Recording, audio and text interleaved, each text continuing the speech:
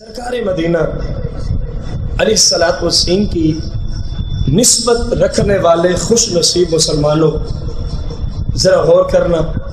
وکیل کان، کہا گیا جناب سلیمان علی نبینا علیہ السلام نے حکومت فرمائی 500 شہر، 500 سال تک آپ تخت پہ تشریف فرما۔ کتنا عرصہ؟ 500 سال۔ اور جناب ذوالقرنین علیہ السلام نے بھی 500 سال، بھول رہے ہیں،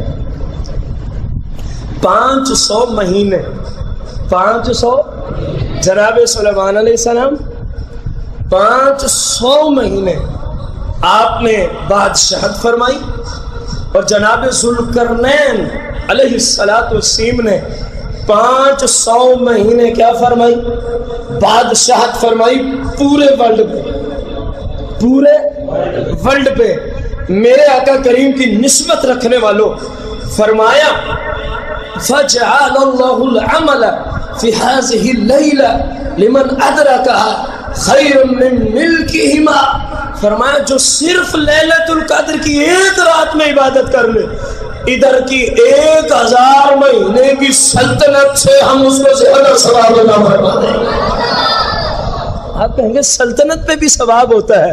جب سلطنت کو قرآن و حدیث کے مطابق چلایا جائے تو سب سے بڑا ثواب لینے والا بادشاہ وقت ہی تو ہوتا ہے، خلیفۃ المسلمین ہی تو ہوتا ہے۔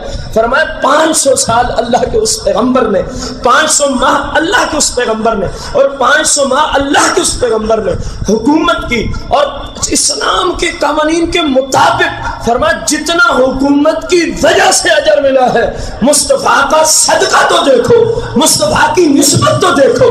فرمایا امتی سرکار کا ہو، ایمان صحیح ہو، عقیدہ درست ہو، صرف ایک رات میں چلائے ان کی اس ساری حکومت کے اجر و ثواب سے زیادہ رب اس کو ثواب عطا فرما دے۔